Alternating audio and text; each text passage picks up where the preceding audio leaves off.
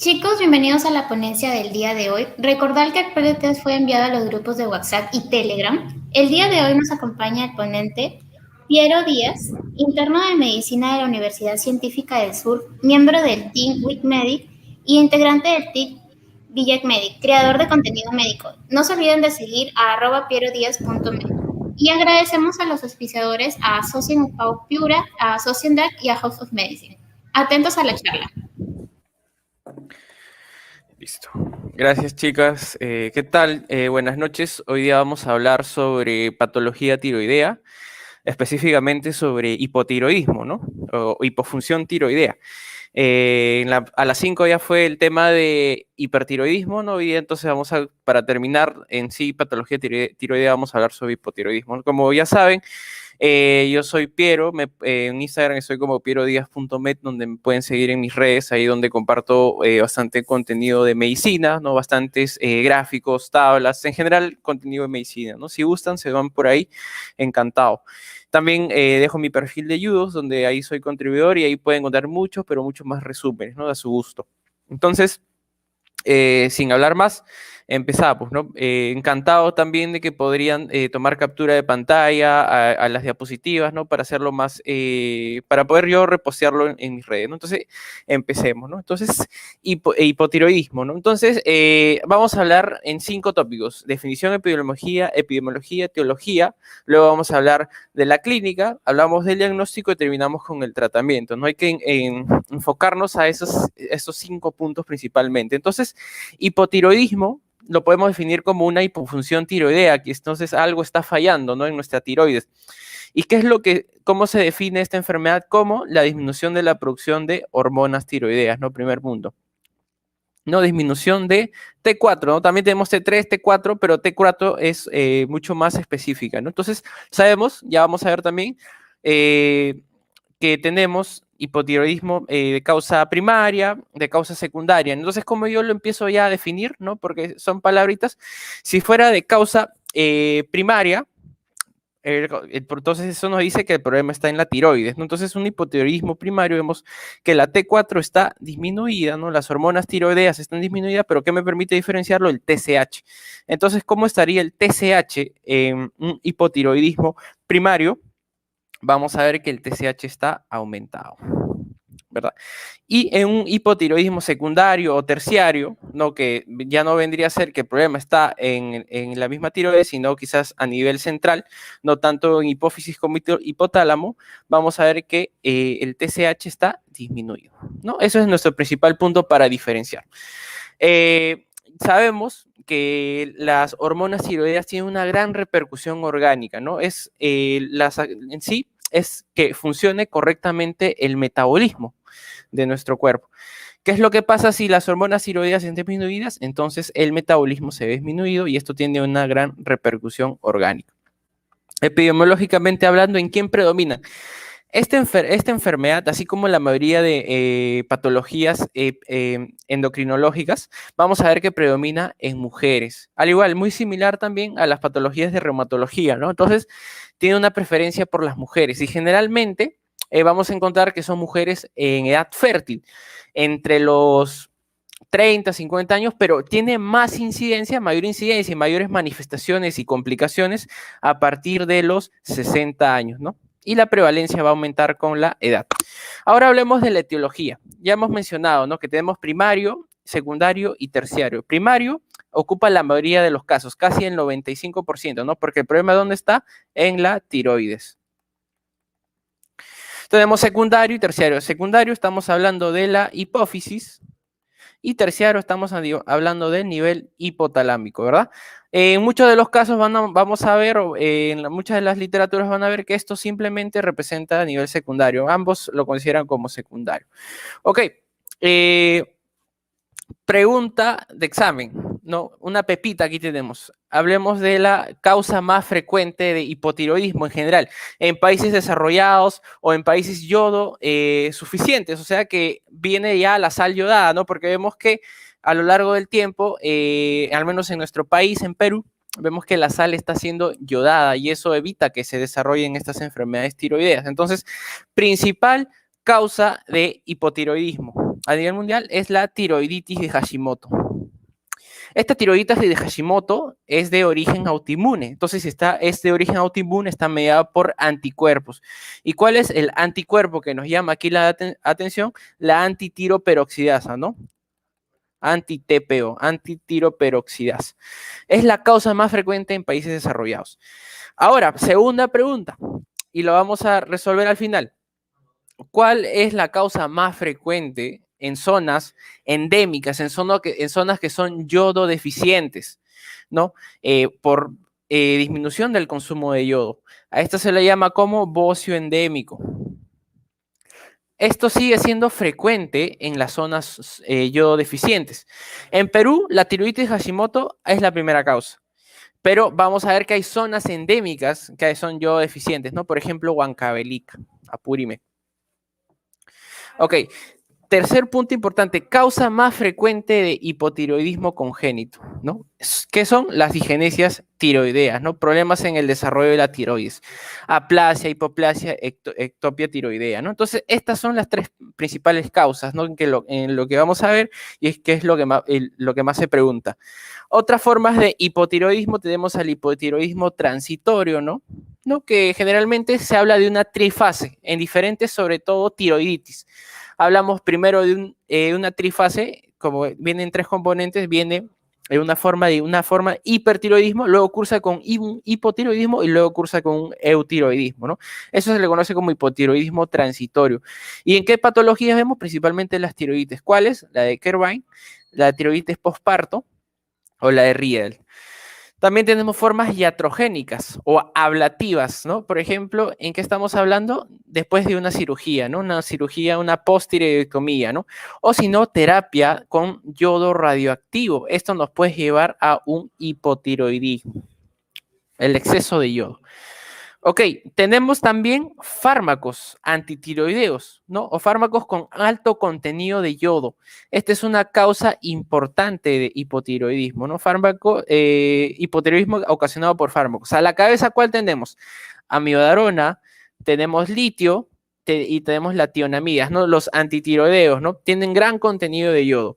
Y estos fármacos, ¿qué es lo que producen? O también cuando se somete a se somete a un hipotiroidismo, sometemos por déficit de yodo, sometemos con yodo, no damos a nuestro paciente.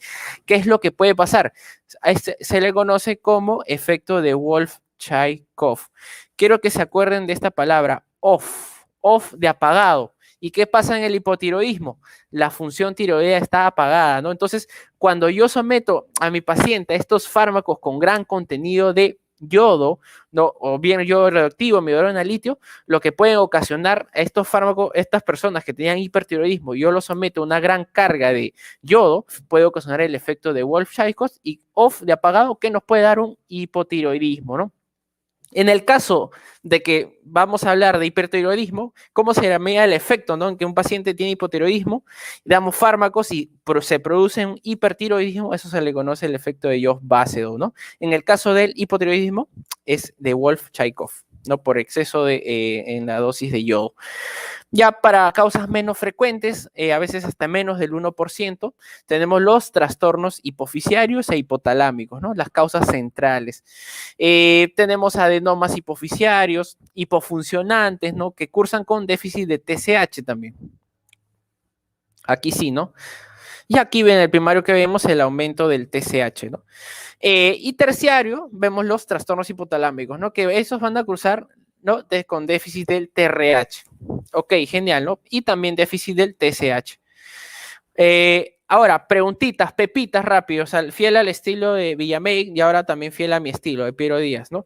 Entonces, causa más frecuente de hipotiroidismo, ¿qué dijimos? La tiroiditis de Hashimoto, ¿no? Anoten eso, chicos, que es una pepita muy importante, muy preguntado, ¿no? Que está mediado por anticuerpos, ¿no? Principalmente, como es de origen autoinmune, mediado por anticuerpos, la anti-TPO, ¿no? Antitiroperoxidasa. Segunda pregunta, causa más frecuente de hipotiroidismo, ojo, en zonas yodo deficientes. A eso, ¿cómo conocemos? Como bocio endémico. En zonas de África, por ejemplo, vemos eso, ¿no? Zonas yodo deficientes y en países subdesarrollados, ¿no? Tercera pregunta, causa más frecuente hipotiroidismo congénito, ¿no? El hipotiroidismo del neonato. Entonces, eso es causado por las disgenesias tiroideas. Genial. ¿Y qué era el efecto de Wolff-Chaikoff que habíamos dicho? El efecto de Wolff-Chaikoff es un hipotiroidismo transitorio, ¿no? También. ¿Esto por qué? Porque damos fármacos o componentes con gran contenido de yodo, ¿no? ¿Y qué fármacos principalmente tenemos? Amiodarona, litio y en general antitiroideos, ¿no? Entonces, estos fármacos, por la gran sobrecarga de yodo, van a producir o pueden producir un efecto, el efecto de Wolff-Chaikoff, de apagado, un hipotiroidismo, ¿no? Entonces, genial. Teniendo esos datos, la etiología es muy importante, ¿no? Aquí las pepas se van en etiología. Pasamos a la clínica. Vamos a dividir nuestra clínica en la clínica de quién? Del infante o del recién nacido,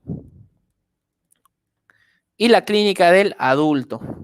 Es muy importante diferenciar. Una de las cosas que más sabemos es la clínica del adulto, es muy fácil darnos cuenta, pero quiero que prestemos mucho énfasis en la clínica de un paciente con hipotiroidismo del neonato o del infante, ¿no? Entonces tenemos tres formas en la infancia. Una de las más conocidas es el hipotiroidismo congénito o el hipotiroidismo neonatal. Mucha atención con esta enfermedad, chicos, porque esta enfermedad define la vida de nuestro pacientito. El hipotiroidismo congénito o del neonato es la endocrinopatía más frecuente de la infancia. Y principalmente, ¿cuál dijimos que era la etiología del hipotiroidismo congénito? Acá ha habido un error de tipeo, la disgénesis, las disgenesias tiroideas, ¿no? Una aplasia, una ectopia tiroidea, ¿no?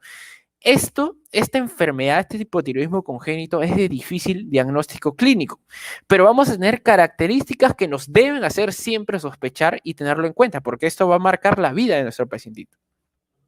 Pregunta de examen. Muchos pensamos que el hipotiroidismo congénito podemos asociar que las hormonas tiroideas van a repercutir en el crecimiento, no en el peso de nuestro pacientito, pero les digo que no hay una repercusión. Entonces, nuestros pacientitos con hipotiroidismo congénito, vamos a ver que no existe bajo peso al nacer, por lo generalmente son macrosómicos, ¿no? Porque si es que pensamos que son tienen bajo peso al nacer. Y esto ha sido pregunta de examen. ¿Cuál no es una característica del hipotiroidismo congénito? Pues no tienen bajo peso al nacer. ¿Qué más podemos apreciar en un paciente con hipotiroidismo congénito? Aquí les tengo una memotecnia, chicos, ¿no? Este es un pacientito con hipotiroidismo congénito. Una memotecnia A, E, I, O, U, con las vocales. A de alimentación. El niño el recién nacido tiene problemas para alimentarse, tiene trastornos de alimentación, no lacta, no tiene interés por la alimentación. E de estreñimiento.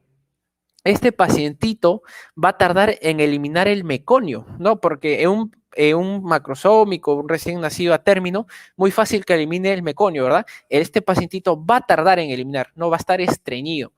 ¿Y de quién? De ictericia. La ictericia se va a prolongar más de 24 horas hasta 7 días. Se va a prolongar. Eso conocemos como ictericia persistente.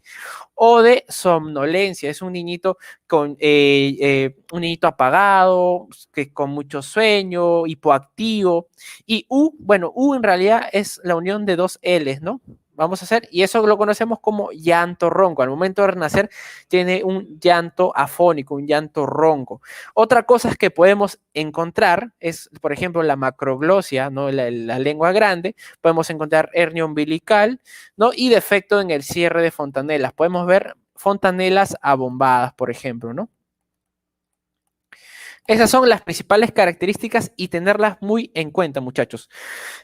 Ahora, hoy en día, en todos los programas nacionales y todos los programas internacionales, se hace un screening, una forma de dar un diagnóstico precoz, ¿no? El diagnóstico es laboratorial, porque el diagnóstico clínico dijimos que es difícil, ¿cierto? Entonces se hace un screening, un monitoreo neonatal. ¿Y cómo se hace? Pues valoramos la medición de TSH en sangre. ¿Y de dónde lo sacamos? Del talón del recién nacido. ¿Y cuándo lo hacemos? Al tercer al quinto día, ¿no? Entonces, esa es la forma del monitoreo.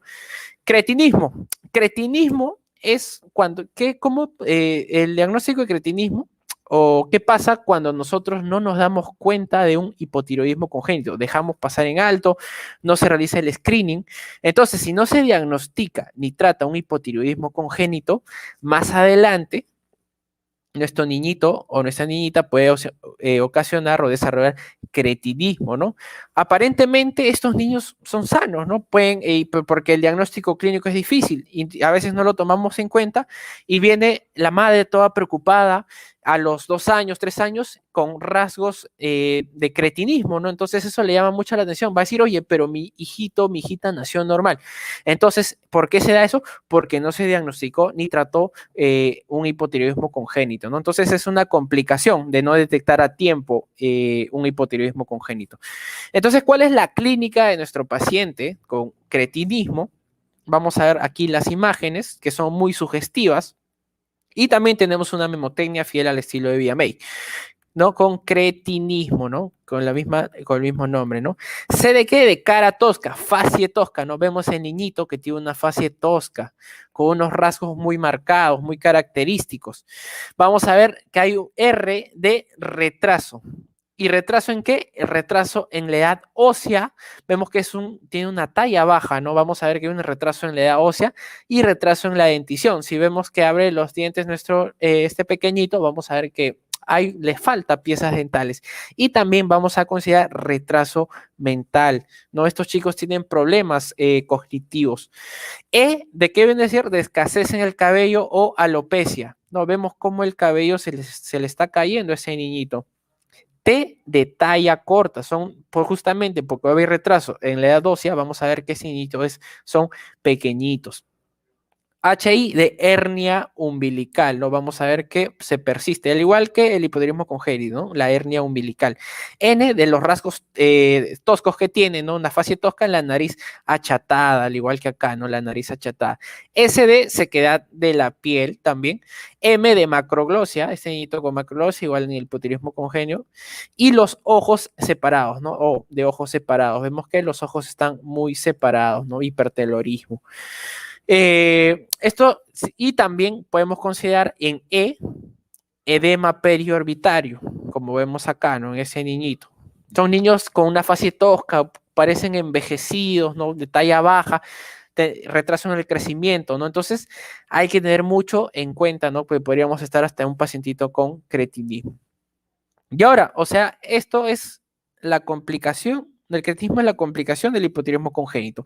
Pero también tenemos hipotiroidismo no congénito, no es de causa congénita, no es del neonato. Si se desarrolla a los menos de 2 años, puede evolucionar a cretinismo con retraso mental, ¿no? O sea, puede desarrollar esta patología. Si es que no se detecta tampoco ni se trata, ¿no? Si se aparece después de los 28 días y menos de los 2 años, ¿no? Pero si aparece después de los 2 años, estamos un poco menos preocupados. Aquí ya no hay retraso mental, pero sí cursa con talla baja, retraso con la maduración sexual, no menstrua, ¿no? Y retraso en el desarrollo puberal, no tiene los rasgos sexuales secundarios y tiene dificultad para el aprendizaje, ¿no? Entonces, también por ahí distinguimos en el tiempo. Ahora, entonces, una pilita de preguntas fiel al estilo. Fiel a mi estilo. Entonces, diagnóstico precoz de hipotiroidismo congénito, ¿con qué lo hacíamos? Con nuestro screening, ¿no? Con nuestro screening neonatal. ¿Y cómo lo hacemos? Con dosaje de TSH en sangre. ¿A qué nivel?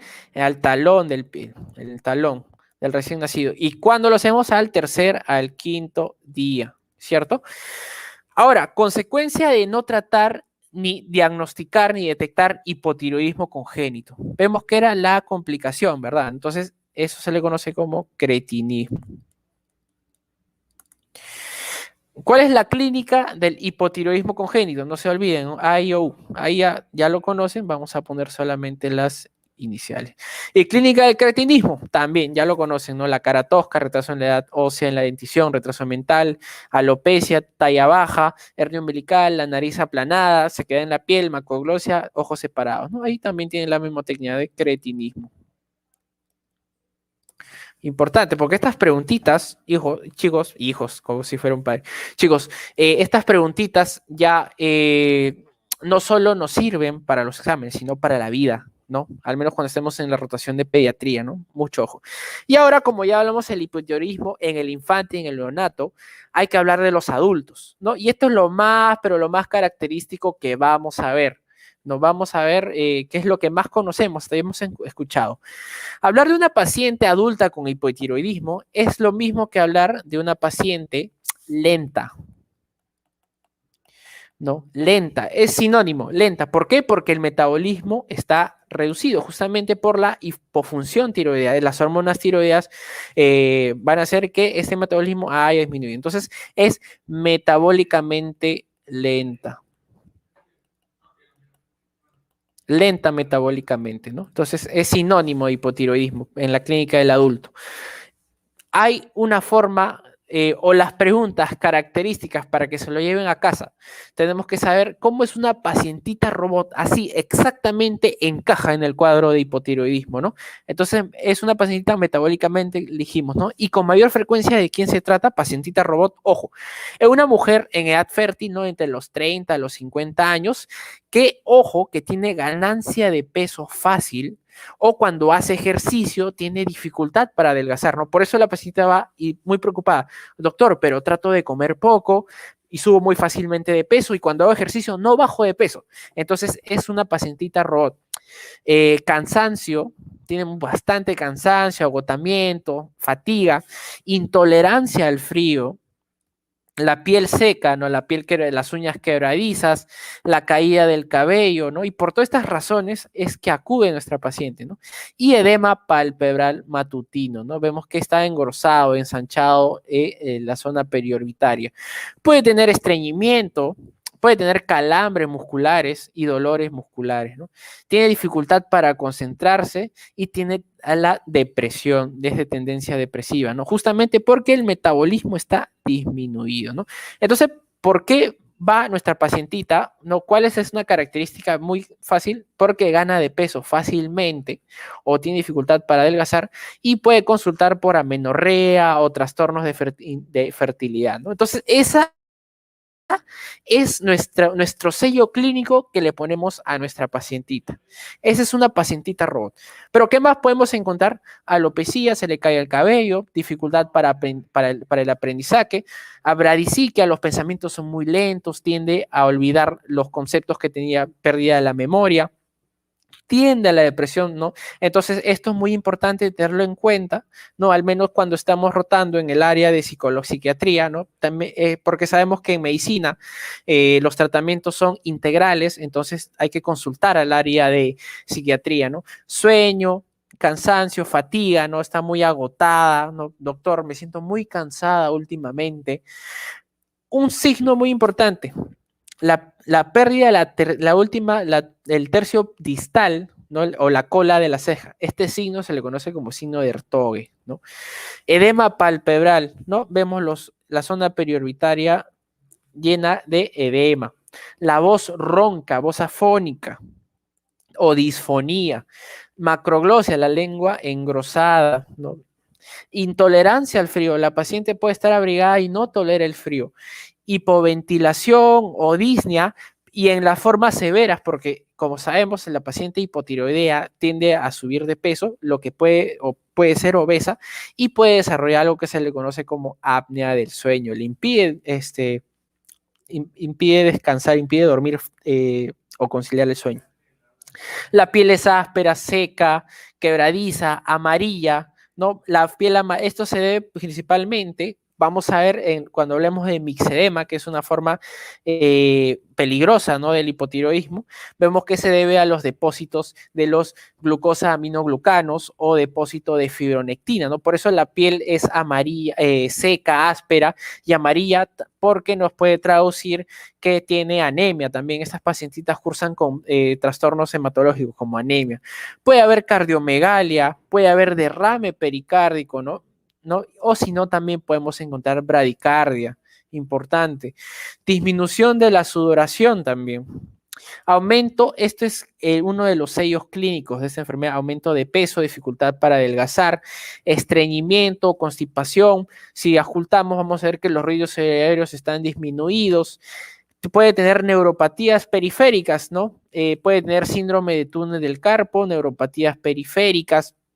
Puede tener artralgias, no puede tener metrorragias, pues por eso también es que acude la pacientita, amenorrea, problemas de fertilidad, no, metrorragias porque cuando le viene de una forma muy dolorosa, ¿no?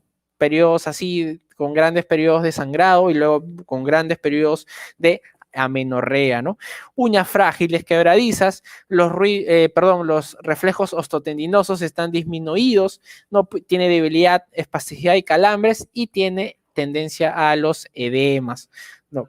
Entonces vemos que la clínica de nuestro paciente hipotiroidea es muy característica, pero no es patognomónica, ojo, ¿no? Entonces tenemos muchas formas de poder llegar al diagnóstico. Este diagnóstico es clínico inicialmente, ¿no? La sospecha es clínica, pero el diagnóstico se complica, se realiza laboratorialmente con perfil tiroideo, ya lo vamos a ver. Entonces es muy fácil darnos cuenta cuando estamos ante una paciente hipotiroidea. Ahora, ¿cuáles son las formas graves de un hipotiroidismo? Las formas graves o severas, ¿no? Tenemos dos: el mixedema y el coma mixedematoso. Viendo la imagen ya nos damos cuenta, ¿no?, de cuál es más severa, ¿no? El mixedema, ¿no? Vamos a quedarnos con la palabra edema, ¿no? Porque la mujer o la pacientita, el pacientito tiene un aspecto edematoso, una fascia abotagada, ¿no? Lo que vamos a ver, ¿no? Este aumento, esta concentración de líquido en sí no es un edema, entre comillas, ¿no? Este aumento, ¿no?, de la piel engrosada es porque existe depósito de glucosa aminoglucanos, ¿no?, que tiene una preferencia por la dermis. También vamos a encontrar fibronectina, ¿no? Y esto se debe principalmente al hipotiroidismo, ¿no? Y chicos, esto, por ejemplo, son estos famosos glucosaminoglucanos, ¿no? La piel engrosada. Vamos a ver que vemos que esto se conoce como fascia abotagada, como vemos en la imagen, ¿no?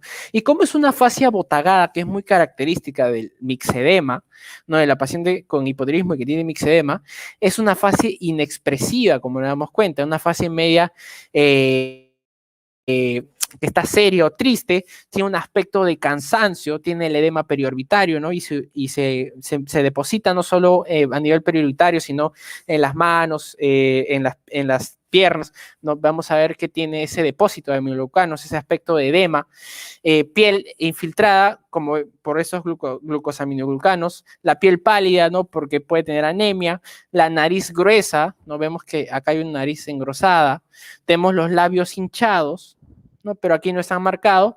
Si esta paciente saca la lengua, tiene macroglosia, tiene una voz gruesa y bradilalia, ¿no? Cuando habla, no habla muy lentamente, ¿no? Y tiene la clínica del hipotiroidismo, pero de una forma más manifiesta, de una forma más exagerada, un poco más que hay que tener cuidado, ¿no? Vamos a ver, cuando hacemos el examen va a haber un engrosamiento cutáneo, la piel rugosa justamente por el depósito de estos componentes, y Godet negativo. ¿Por qué Godet negativo? Porque, como dijimos, es un tipo de edema, ¿no? Pero cuando nosotros queremos calcular el edema, cuando ponemos las cruces, no es un negativo, porque no se debe al acúmulo de agua, sino se debe al acúmulo de estos componentes, de glucosaminoglucanos, ¿no? Y ahora tenemos el coma mixedematoso. Esta es la forma más grave o más severa de hipotiroidismo. Este requiere manejo en UCI por lo general, ¿no? Manejo urgente en UCI. Es una paciente muy complicada, una paciente chocada, o mejor dicho, planchada, porque como vemos, en general, hipotiroidismo es que todo, las hormonas están disminuidas, ¿no? Vemos que el metabolismo está muy disminuido, pero la forma más exagerada vendría a ser el coma mixedematoso. ¿Y en quiénes es más frecuente? Sobre todo en ancianos con hipotiroidismo grave no tratado, que no reciben medicación, porque vamos a ver que el manejo es de por vida.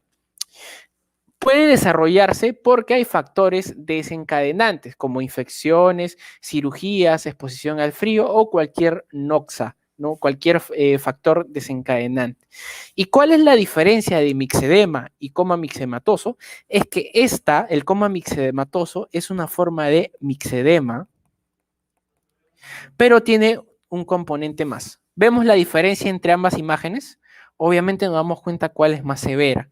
Entonces, el coma mixedematoso vendría a ser un mixedema complicado, severo, un hipotiroidismo severo, que cursa con compromiso del sensorio, alteración del sensorio. Y también podemos encontrar, ¿qué cositas? Hipotermia. No, porque sabemos que nuestra pacientita o paciente en general tiene intolerancia al frío. La forma exagerada es la hipotermia y puede tener distintos trastornos químicos, ¿no? Como hipoglicemia, déficit de la glucosa, ¿no? Hiponatremia, bradicardia, disminución de la frecuencia cardíaca, hipercapnia, ¿no? Porque normalmente estos pacientes hipotiroideos vemos que tienen un retraso en lo que es la ventilación, ¿no? Vemos que a veces cursan con disnea o apnea del sueño, pero la forma grave es la hipercapnia, ¿no? Se está llenando de dióxido de carbono. Entonces, esto es mixedema, y principalmente mixedema con esta paleta. Mixedema y alteración del sensorio, pensar inmediatamente en coma mixedematoso hasta demostrar lo contrario, ¿no? Estos pacientitos, como dijimos, están planchados, todos sus órganos están metabólicamente planchados, o sea, no están funcionando bien. ¿Y qué puede asociarse el coma mixedematoso? A insuficiencia suprarrenal o adrenal. No hay cortisol, ¿no? El cortisol, hormona de estrés, no está funcionando. Entonces, hay que tener mucho cuidado cuando demos el tratamiento. Entonces, ya lo vamos a ver. Mixedema, entonces, ¿cómo definíamos mixedema? Era el depósito, ¿no? Ese depósito de esos glucosaminoglucanos, ¿no? En la dermis debido al hipotiroidismo, ¿no? Entonces, aquí lo característico del mixedema, que era la fascia botagada, muy característica, ¿no? Esa fascia botagada, ¿no? Esa cara de cansancio inexpresiva, el edema periorbitario, ¿no? Pálida, con los labios hinchados, macrolósia, ¿no? Y la forma de severa del mixedema, ¿no? O coma o crisis mixedematosa es una forma de mixedema más compromiso del sensorio. Esa es preguntita de examen. Vemos esa diferencia entre mixedema y crisis mixedematosa. Entonces, teniendo la clínica, vamos al diagnóstico, pues, ¿no? Entonces, el diagnóstico es principalmente laboratorial. ¿Y con qué lo hacemos? Con perfil tiroideo. Hipotiroidismo, ¿cómo se definía? La disminución o alteración de las hormonas tiroideas, ¿no? Entonces, disminución de T4. Y nosotros, ¿cómo diferenciábamos si era primario o secundario o terciario? Pues con TSH, ¿cierto? Entonces, TSH es el marcador más importante para no solo diagnóstico, sino para seguimiento, que es preguntita de examen, el TSH. El T4 no, hormonas tiroideas no. Esto es el diagnóstico inicial, pero el diagnóstico final, para ver dónde está el problema, nos da la TSH. Y si la TSH estaba aumentada, ¿no? Y tiene la hormona de la T4 disminuida, esto es primario. Primario, ¿por qué? Porque el problema está en la tiroides, ¿no? Entonces, en un mecanismo de respuesta a nivel central va a estimularse la mayor producción de TSH. Pero a nivel secundario, ¿no? O sea, a nivel central, ¿no? Tanto en hipófisis o hipotálamo, vamos a ver que hay una alteración ahí y entonces, por ende, el TSH está disminuido, ¿no? Entonces, eso es de forma secundaria. Entonces, veamos. Como dijimos, la T4 inicialmente nos da el diagnóstico inicial. pero no vamos a ver que en todos los casos está disminuido, ¿no? Entonces, no está disminuido en hipotiroidismo subclínico. Ya vamos a ver el grafiquito. Entonces, ¿cuál es el marcador más importante? El más útil es el TSH, tanto para el diagnóstico y para el monitoreo. ¿Y cuánto es el valor normal de la TSH? De 0.4 hasta 4. Entonces, veamos nuestro perfil tiroideo, ¿no? A veces la T3 no nos sirve mucho, pero en el caso de tiroideo enfermo nos puede servir, porque tenemos ya la T4, ¿no? Va muy de la mano, muy ligadas. Entonces, como dijimos que era primario, la T4 disminuida y la TSH aumentada. Es un mecanismo de respuesta. El problema en la tiroides. Secundario, terciario, la T4 también está disminuida y también aquí vamos a ver que la TSH está disminuida. Ambas están disminuidas, ¿no? Porque el problema no hay respuesta a nivel arriba, no hay respuesta a nivel central. El hipotiroidismo subclínico, ¿no? Por lo general se trata de una paciente o un paciente asintomático. Entonces vamos a ver que las hormonas tiroideas están normales, no se puede descubrir en el mismo hospital o transitoriamente. Nosotros vemos que están normales, pero aquí vemos una TSH anormalmente elevada, generalmente más de 4.5. Y vamos a ver que la forma más, y esa es una forma leve, y la forma grave es mayor a 10. Entonces, aquí está la TSH muy, pero muy aumentada en el hipotiroidismo subclínico, ¿no? Y no, generalmente están asintomáticos. Y el eutiroideo enfermo generalmente se asocia a otras enfermedades, ¿no? Vamos a ver que se asocia a otras enfermedades, pero no tiene, cursa transitoriamente con un perfil tiroideo alterado. En este caso, las hormonas tiroideas están normal, la TSH está normal, pero en el T3 viene el detalle. Aquí vemos que el T3 está disminuido y ¿cuál está aumentado? La T3 reversa. Este es el marcador y más importante para síndrome del eutiroideo enfermo. Entonces, hablemos un poquito del eutiroideo enfermo, ¿no? Entonces, la T4 se convierte en su forma activa, ¿no? Que es la T3. Biológicamente activa, la T3, ¿no? Es la más activa. Esto gracias a las desiodasas. ¿Y qué es? Perdón, las desionidasas, ¿no? Que vendría a ser la D1 y la D2. Pero vamos a ver situaciones en las que se manifiesta el eutiroideo enfermo y la T4 se convierte en una forma biológicamente inactiva. Y eso se conoce como T3 reversa, está aumentada, ¿no? Y la T3 estaría disminuida, ¿no? Y esto se le conoce como eutiroideo enfermo, ¿no? Esto dado principalmente porque desionidasa la D3. Correcto.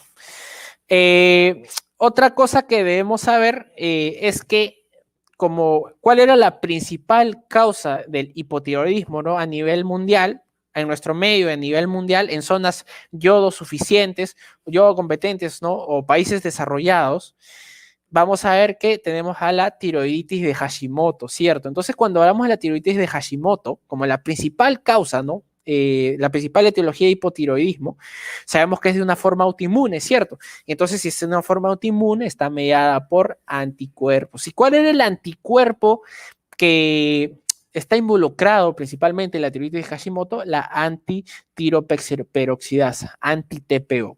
Podemos encontrar muchos, pero muchos anticuerpos, ¿no? Como la anti-TG o antitiroglobulina o anti-TSH, ¿no? Pero vamos a ver que la más específica para tiroiditis de Hashimoto es el anti-TPO. No, está elevado en este hipotiroidismo autoinmune, la tiroiditis de Hashimoto. ¿No? Aquí tenemos los anticuerpos. Anti-TPO principalmente en Hashimoto, pero también puede estar en Graves. Antitiroglobulina en neoplasias o cáncer de tiroides y también en tiroiditis de Hashimoto.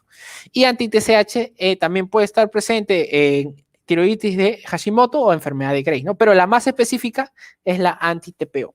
Y también podemos pedir otra pila de exámenes, ¿no? Podemos en nuestro EKG y justamente esta pacientita cursa con bradicardia, ¿no? Y lo vemos ver como disminución del QRS o la inversión de la onda T. No vemos que está disminuido.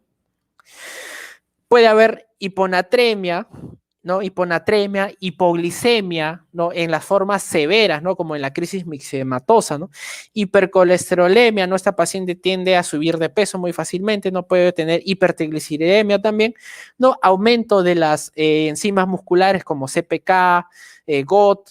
En este caso vamos a ver que hay patologías como radiomiólisis que también se asocian, ¿no? Por eso esos calambres, ¿no? Y liberación, ¿no? De estas enzimas musculares, ¿no? Y también anemia podemos encontrar. Ahora, haciendo nuestro diagnóstico, ¿qué nos queda? Nuestro manejo, ¿no? Nuestro manejo es muy sencillo. ¿Cuál es el fármaco de elección para el hipotiroidismo? La levotiroxina, ¿no? ¿Qué es la forma sintética de quién? De la T4, nuestra hormona tiroidea. No, y la liotironina es la forma sintética de la T3. ¿Cuál vamos a preferir? La levotiroxina.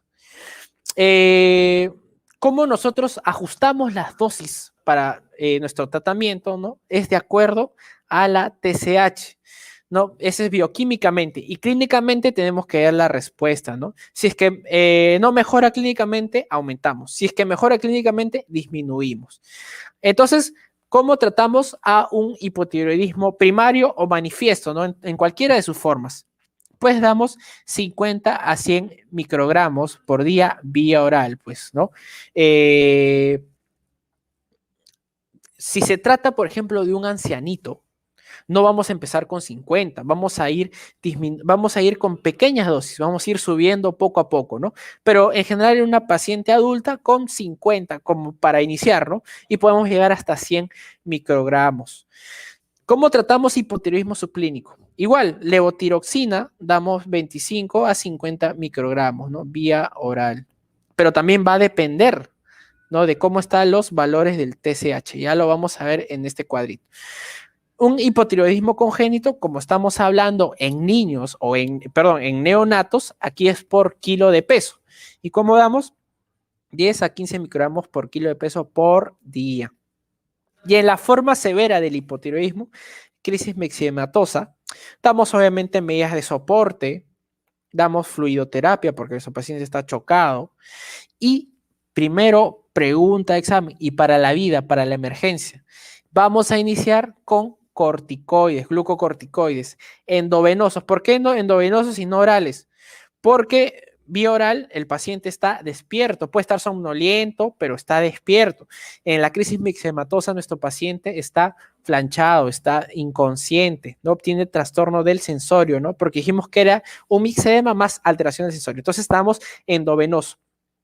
¿Qué fármaco? ¿Qué corticoide? Hidrocortisona, generalmente 300 a 500 microgramos.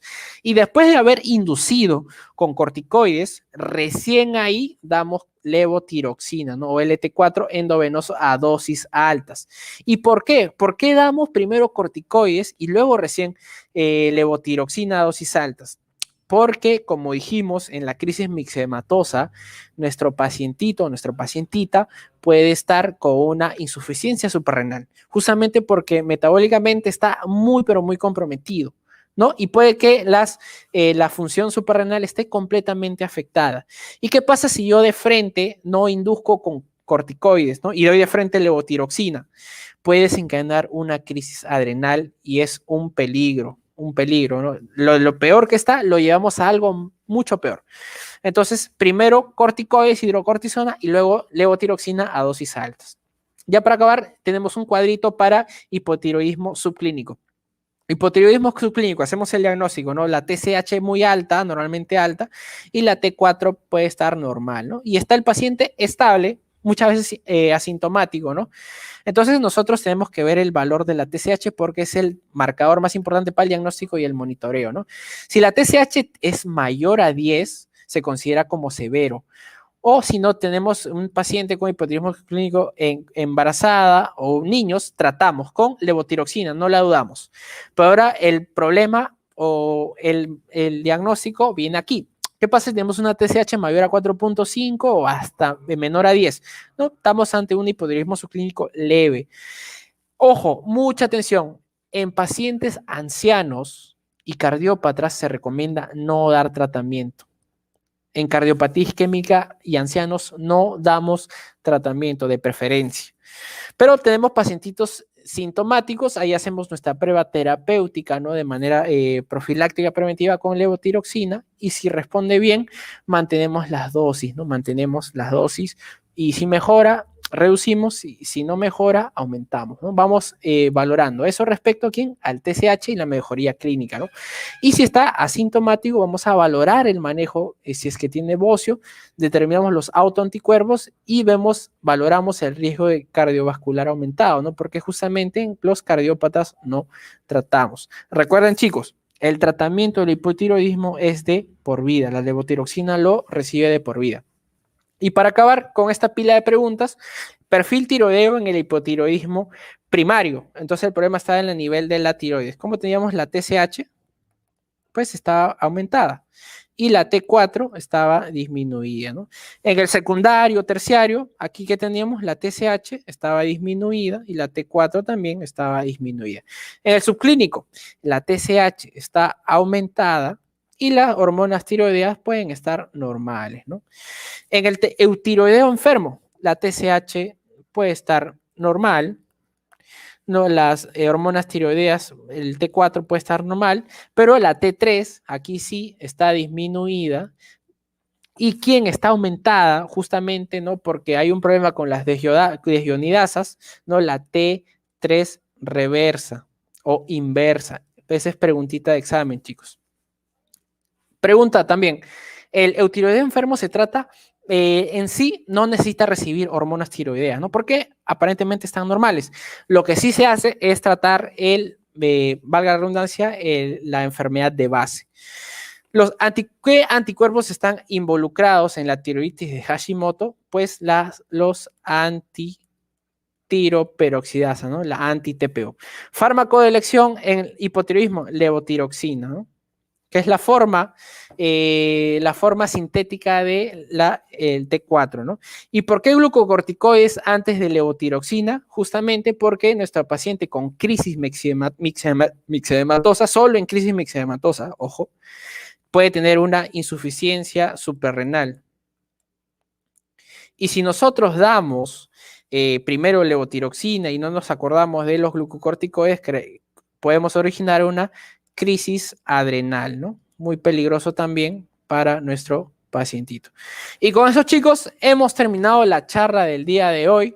He tratado de ser breve, pero también he tratado de meter toda la información posible en esta diapositiva, ¿no? Espero que haya sido de su agrado. Aquí nuevamente les dejo en mis redes sociales. Si es que tienen interés, no pueden pasarse por ahí. Yo encantado.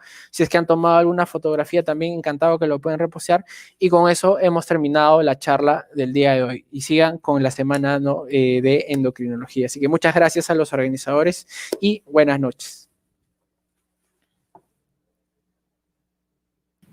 Genial, muchas gracias, Piero, por la ponencia del día de hoy. Siempre es un gusto trabajar contigo y el gran contenido que traes para nosotros. Chicos, no se olviden de postear sus fotos de la ponencia y etiquetarnos, los estaremos reposteando. Ya para culminar, recordarles que el post será enviado en la cajita de descripción de YouTube. Y muchas gracias por acompañarnos y los esperamos para la próxima ponencia. Muchas gracias, Piero.